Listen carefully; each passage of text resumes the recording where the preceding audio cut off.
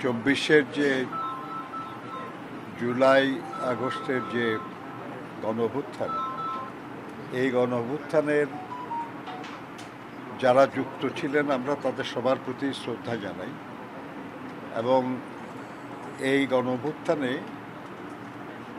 2013 সালের শাপলা চত্বরের যে মর্মান্তিক ঘটনা, যে হত্যাযজ্ঞ, তার শিকার যারা, হেফাজতে ইসলাম, তার যে মূল নেতৃত্ব সেটা এখানে যারা মূল নেতৃত্ব দিয়েছিলেন মৌলানা আহমদ শফি সাহেব এবং মৌলানা জুনায়েদ বাবু নগরী সাহেব, তাদের কবর জিয়ারত করেছি আমরা, তাদের আত্মার মাগফিরাত কামনা করেছি।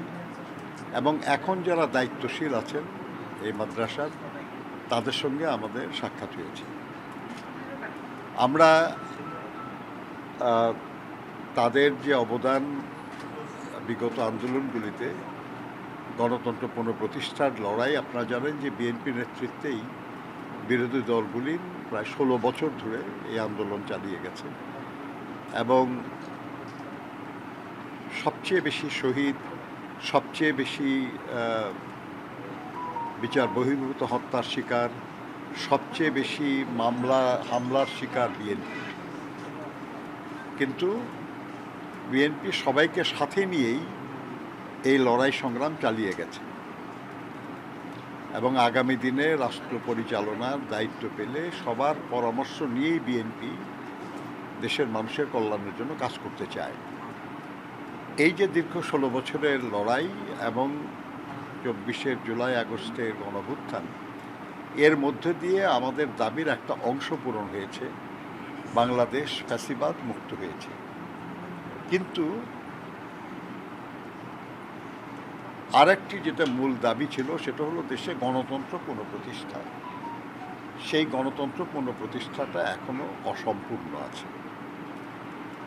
এর জন্য বিভিন্ন পর্যালোচনা চলছে। আপনারা জানেন যে কিছু সংস্কার প্রস্তাব নিয়ে আলোচনা হচ্ছিল, সেটার জন্য একটা ঐক্যমত্য কমিশন গঠিত হয়েছে। সেখানে আমাদের দলের পক্ষ থেকে আমাদের দলের জাতীয় স্থায়ী কমিটির অন্যতম সদস্য জনাব সালাউদ্দিন আহমেদ সহ আমাদের সহকর্মীরা কাজ করছেন। সেটাও একটা চূড়ান্ত পর্যায়ে। জুলাই সনদের যে ড্রাফট, সেখানে আমাদের মতামত আমরা দিয়েছি।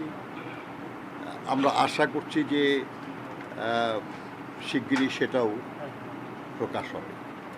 ফলে নির্বাচনের পথে কোনো বাধা আছে বলে আমরা মনে করি না। আমরা আশা করি যে খুব শিগগিরই সরকারের পক্ষ থেকে নির্বাচনের ব্যাপারে একটা দিক নির্দেশনা যাবে।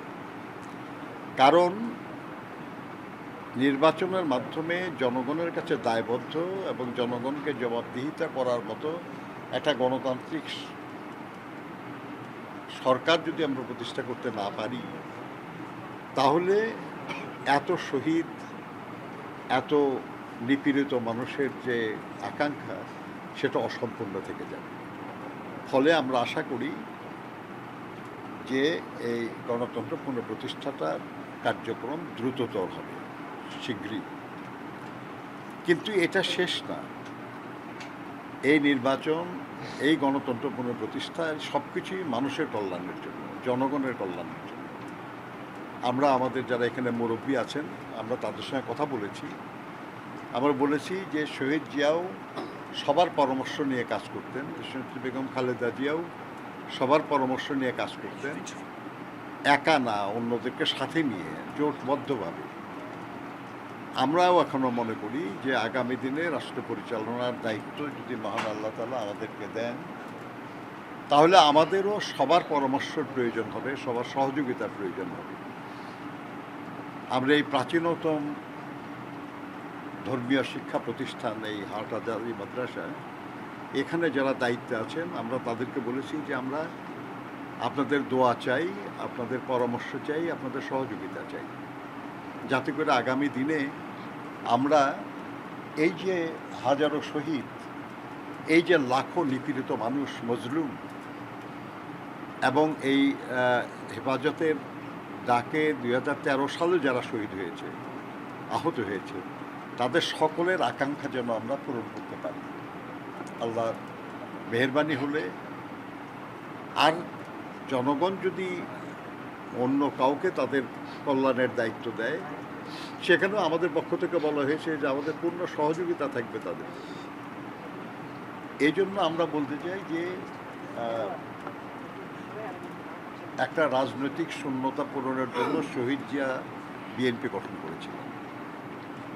বারবার এই শূন্যতার সৃষ্টি করা হচ্ছে এবং বারবার বিএনপিকেই আবার গণতন্ত্র প্রতিষ্ঠার দায়িত্ব নিতে হচ্ছে। আপনারা জানেন যে বাকশালের পরেও গণতন্ত্র পুনঃপ্রতিষ্ঠা হয়েছে বিএনপির হাত ধরে। এরশাদের স্বৈরাচারী শাসনের পরেও গণতন্ত্র পুনঃপ্রতিষ্ঠা হয়েছে বিএনপির হাত ধরে, এবং এবারও এই গণতন্ত্র প্রতিষ্ঠা লড়াইয়ের নেতৃত্ব দিয়েছে। আচ্ছা, গণতন্ত্র প্রতিষ্ঠার জন্য আসলে নির্বাচনটাই হচ্ছে মুখ্য বিষয়। পথে কোনো বাধা দেখছি না আমরা। ফেব্রুয়ারিতে নির্বাচন হওয়ার পথে কোনো বাধা দেখছি না। যেহেতু কোনো বাধা দেখছি না, সেহেতু এটা নাও হতে পারে এরকম দুশ্চিন্তা করার তো কোনো কারণ নাই। আমরা অপেক্ষা করছি যে শিগগিরই সরকার এই ব্যাপারে তাদের বক্তব্য, সুস্পষ্ট বক্তব্য নিয়ে আসবেন এবং নির্বাচন কমিশনকে সেই অনুযায়ী পরামর্শ দেবেন। আচ্ছা, জুলাই সনদ নিয়ে আমরা একটু জানতে